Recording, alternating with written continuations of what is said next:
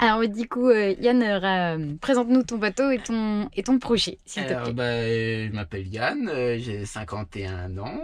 Et vous voyez Baluchon, qui est un voilier de 4 mètres que j'ai construit moi-même et avec lequel j'essaye de faire le tour du monde. Enfin, j'ai fait la moitié pour l'instant. On verra bien jusqu'où ça va aller. Donc, c'est le départ de Saint-Brieuc, retour à Saint-Brieuc en Bretagne. Et voilà, pour l'instant, c'est que du bonheur et que de la bonne navigation. 4 mètres, du Un coup, petit 4 mètres, voilà. oui, oui. Donc c'est un peu plus petit qu'un Mini 650, mais peut-être qu'on a plus de place quand même que dans les protos. Et du coup, qu'est-ce que tu as dans ton bateau Alors, ce montre-nous. qui prend le plus de place, c'est l'eau. Enfin, là, il n'y a pas d'eau dans les bidons, mais ça prend le plus de place et le plus de poids. Ça, il faut gérer. Donc, je gère ça à 2 litres par jour. Enfin, sur une traversée de 40 jours, mettons, j'ai en moyenne 80 litres d'eau. Et ouais, ça prend de la place. Ça prend de la Ouais. place. Bon, évidemment, ça ne prend pas la douche, ni la toilette, il fait juste le minimum pour boire et cuisiner un petit peu. Donc, Ok, et se faire un petit thé. Faut faire bien un petit thé. Et le pilote automatique qui est un peu comme Voilà, c'est un le pilote copain de bord, barre-planche quoi.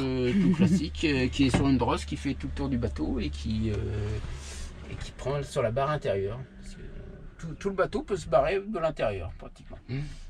Bien pratique. Ça évite de se mouiller dehors, c'est embêtant. C'est comme mieux. C'est Ouais, mieux. on est d'accord.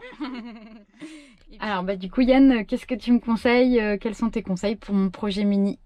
Déjà de réussir, parce que c'est vraiment un beau projet. J'espère que tu vas.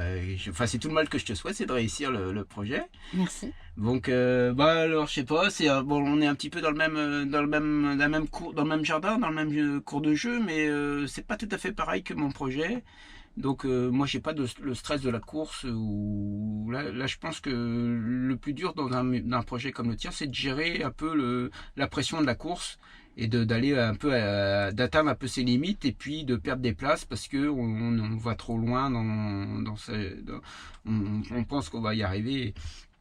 Finalement, le corps humain a ses limites et psychiquement on a ses limites. Donc je pense qu'il faut arriver à prendre du recul un petit peu sur le stress et puis prendre un peu de temps pour réévaluer les situations. Mais autrement, c'est la gestion. Il faut aimer aussi être seul sur une grande distance. Donc il faut peut-être apprendre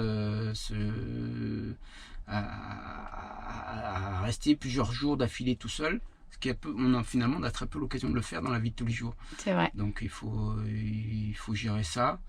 Et puis, il y a aussi, enfin, c'est un travail d'équipe parce que c'est quand même un plus gros projet que le mien, mais il y a le projet d'équipe, enfin, de s'entourer des bonnes personnes, je pense que c'est un peu la clé de la réussite de ton projet, quoi. Même un projet de mini, il faut faire appel à des partenaires, au moins financiers, à être aidé par des gens qui préparent le bateau.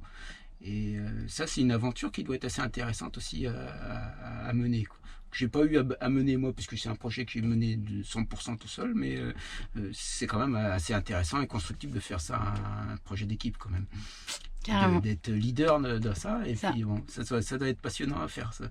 Carrément. T'en fais partie déjà avec tous tes conseils. C'est bien sûr. Merci beaucoup, Yann.